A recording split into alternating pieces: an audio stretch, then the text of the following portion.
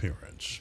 And new at 10, a bill that's set to become law next month, is now being challenged by the ACLU of Mississippi. A little more than 2 months ago, state lawmakers passed a bill banning diversity, equity, and inclusion practices in public schools. Now the ACLU is asking the federal court to prevent this legislation from becoming law. 3 on Your Side's Chris Fields joins us now with details. Chris. Well, that's right, Maggie. That lawsuit was filed today, and the ACLU alleges that the new anti-DEI bill violates the First Amendment right of students and teachers across the state. Now, that lawsuit also states the bill is confusing to educators and doesn't give students a fair education inside the classroom.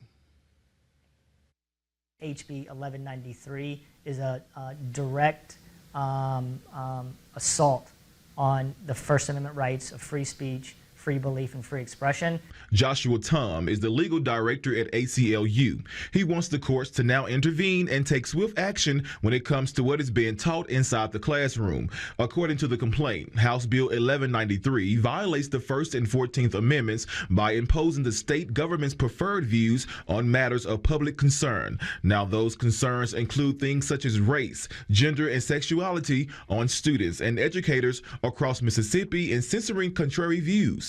So we think that what Mississippi's done with HB 1193 is take its own preferred views, Mississippi's preferred views on race, gender, sexuality, LGBTQ issues, and imposing them on K through 12 and university students and teachers and families across the state. In addition, the complaint alleges that some of the provisions of the law are vague and contradictory. Because of the vagueness of the bill, Tom says students are robbed of a fair and balanced education. What's alleged in the complaint is that people will be unable to learn about basic things about history in America, history in Mississippi, and history across the world. So, if you can't properly raise people's awareness, which is terms in the law about race, about gender, you can't teach about the civil rights movement. You can't teach about slavery. You can't teach about the LGBTQ rights movement. You can't teach about women's suffrage, etc. Now that the lawsuit is filed, Tom says he and others plan to have their day in court to explain to a judge why House Bill 1193 is unconstitutional.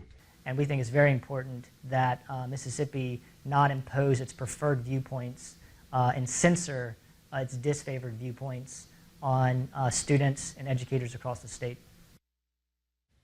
Now, at this time, there is no word on when a judge will take up this case.